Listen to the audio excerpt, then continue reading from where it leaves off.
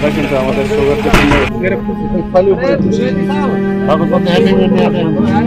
সম্ভবত নদীতে স্নান করতে গিয়েছিল কালকে দুপুরবেলা, তারপরে সেখান থেকে খুঁজে পাওয়া যাচ্ছিল না। আজকে আমরা বিভিন্ন জায়গায় কথাবার্তা বলে রেখেছি, সবাইকে জানিয়েছিলাম। আজকে বাংলাদেশের তরফ থেকে আমাদেরকে ইনফরমেশন দেওয়া হয়, একটা বাচ্চা পাওয়া গেছে, তাদের ভিডিওটা পাঠায় এবং ছবি পাঠায়। সেই ছবি পাঠানোর পরেই আমরা বাড়ির লোককে দেখাই এবং কনফার্ম হয়। আজকে তারপরেই এখানে বাংলাদেশ পুলিশের তরফ থেকে এবং বিজিবি, আমাদের বিএসএফ সবাই আমরা এই বডিটা প্রথমে আইডেন্টিফাইড হওয়ার পরে আমরা এটা হ্যান্ড ওভার নিচ্ছি। আচ্ছা, এই বিষয়ে আপনাদের কোনো কমপ্লেন আছে যে লাশটা যে আপনাদের হস্তান্তর করা হচ্ছে? না, এটা নিয়ে কোনো বাংলাদেশের প্রতি আপনাদের কোনো আপত্তি? না, আপত্তি তো কোনো প্রশ্ন নেই। জি জি। আর এই যে আমাদের লাশ যে হস্তান্তর হচ্ছে, এই পরিবেশটা এই মুহূর্তে কি কোনো আন্তরিকতার মধ্যেই দিয়ে হচ্ছে না আরো কোনো? হ্যাঁ, অবশ্যই আন্তরিকতার মাধ্যমেই হচ্ছে। সংবাদ পাই যে গুড়িমারি ইউনিয়নের গুড়িয়াটারি এলাকায় নদীর পাড়েই একটা 8 বছর বয়সের ছেলে শিশু বাচ্চার লাশ ভেসে আছে। তো বিষয়টি আমাদের অফিসার সাহেব তাৎক্ষণিক আমাদের পুলিশ সুপার মহোদয়কে অবগত করেন এবং তার দিক নির্দেশনা অনুযায়ী আমরা লাশের পরিচয় খোঁজার চেষ্টা করি।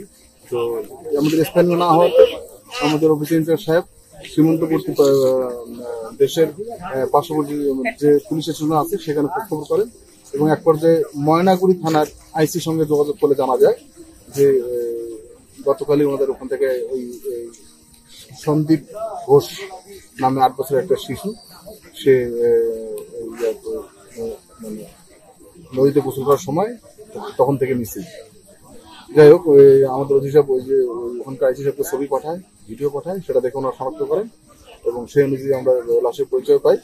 তো ফাইনালি আমরা প্রয়োজনীয় আইনগত ব্যবস্থা গ্রহণ শেষে লাশের অভিভাবক, বাবা এবং আত্মীয় স্বজন সহ ময়নাগুড়ি আইসি সাহেব স্বয়ং আসছেন এবং বিএসএফ সঙ্গে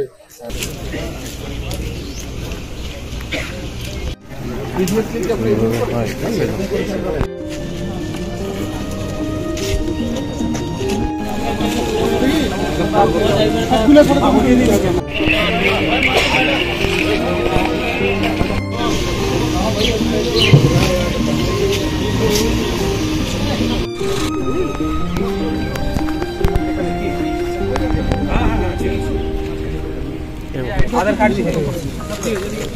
এদিকে ভাই, দাদা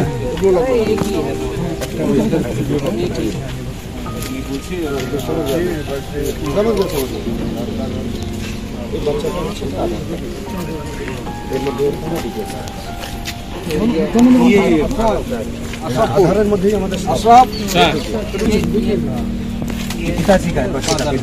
আচ্ছা, আপনাদের যে এফআইআর করতে আমাদের একটা কপি দিতে হবে, সেটা কি এক কপি দিচ্ছেন? আমার দিলে ভালো হতো। কথা কিন্তু আমাদের